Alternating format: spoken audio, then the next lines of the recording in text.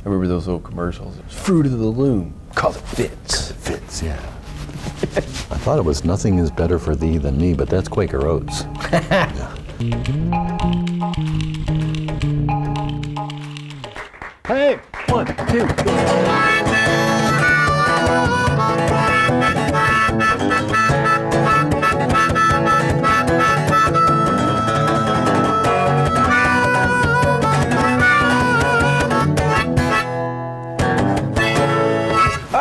And welcome to Art This, our final episode here in the spring season. John, I am excited. How about you? I'm excited too, Stephen. And we are on the show about the work that makes art work. That's right. We have a fantastic guest today, art professor Helen Otterson, who is a sculptor and ceramicist, is going to be with us talking about art and showing us some of her work. All right. Should we do it? Let's do it. All right, we'll be right back. Well, you know where you are. You're on Art This, the show about the work that makes art work. And we are tickled to death to have Helen Otterson with us. Welcome, Helen. Thank you. I'm going to read some stuff about her so you know who we're talking about. Get a load of this. Helen Otterson is an artist and a teacher.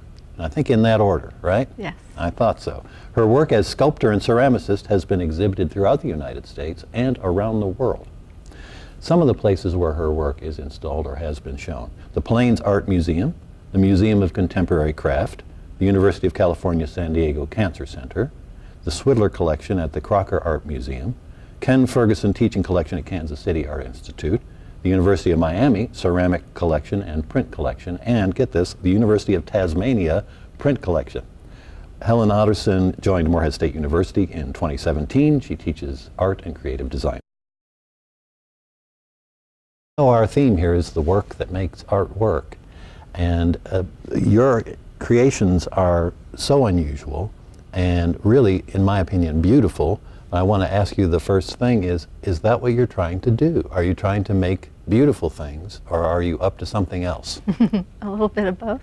All right. So my work is inspired by botanical imagery. So I look a lot at the plants from my native California, as well as when I lived in South Florida. And I kind of combine those two elements together, as well as looking at human cells and cells mitosis and dividing. And then I combined that biology with the botanical imagery to create works. Mm-hmm. So. Now, how did this blending of visual sourcing happen for you? Due to personal experience, growing up I was really interested in human physiology and anatomy, and thought that that might be a direction I was going to go. And then I started doing art. And then a family member of mine got ill with cancer, and so my interest in the anatomy and physiology, as well as the illness, had me start creating work about that. And so my dad was diagnosed with cancer and given 6 months to live, and lived 20 years beyond. Mm-hmm. So my work is definitely about the pursuit of survival. And so that's where the combination of the botanical imagery that is succulents that live in a very dry, arid landscape and yet continue to survive, combining that with the biology. Mm-hmm. Now, you've no doubt encountered audiences all over the states and the world, and what are some of the things people say to you about your work that either surprise you or confirm what you're hoping to do?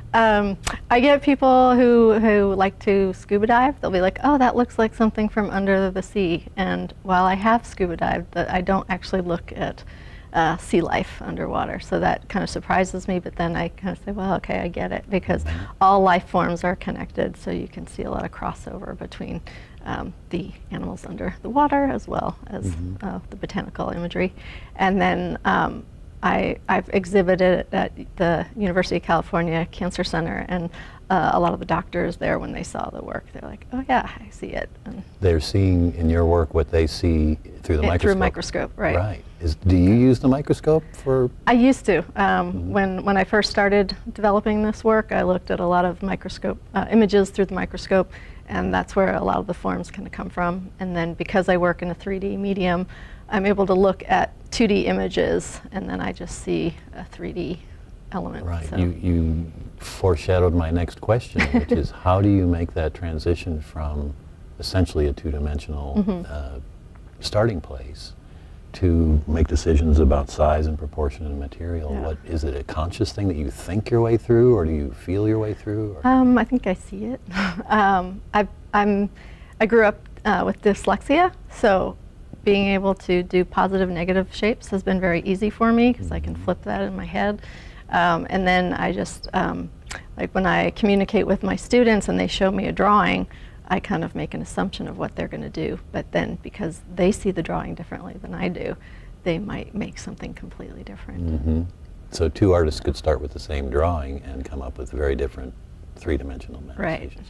Now you've been teaching for a while. What do you find yourself saying a lot to beginners especially that is helpful to them or that they need to hear? Try again. Try again. Why is that such good advice?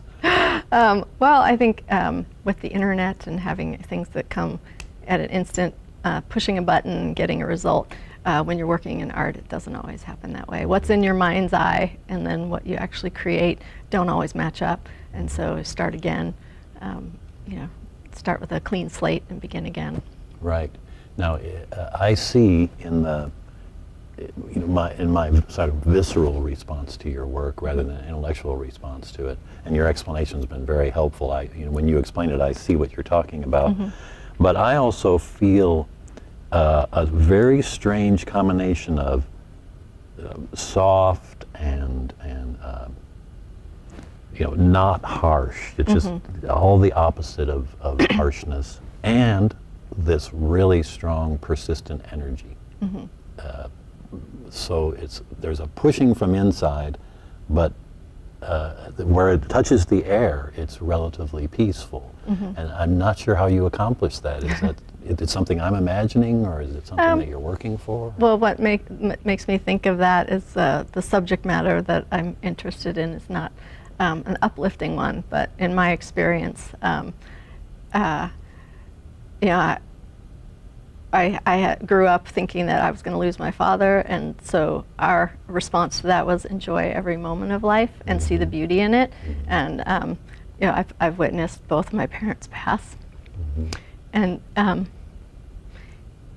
it's a beautiful thing, and not many people have that opportunity. Right. So we always saw the beauty in life, and so I think that's why my work tends to be beautiful. I try to pick uplifting colors.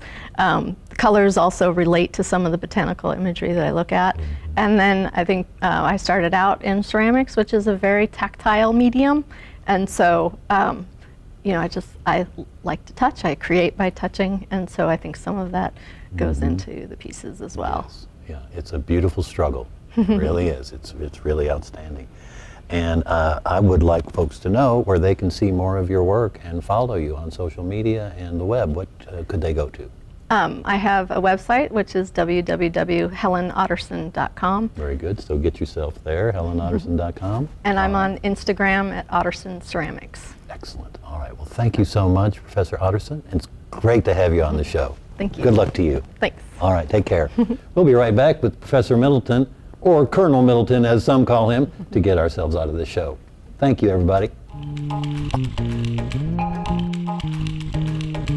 Yeah.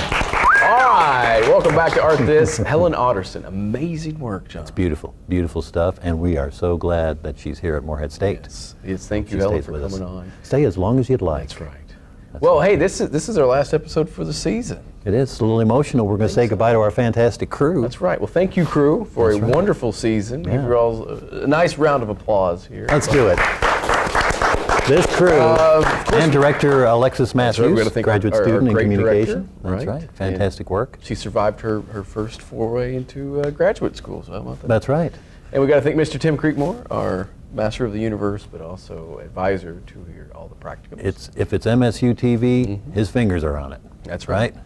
That doesn't sound really good, but it's true. I mean, it's absolutely true. He pushes buttons and pulls cables and whatever needs to be That's done. right. Well, we gonna go? I think so. You ready? Let's play something. Here we go. 1, 2, 3.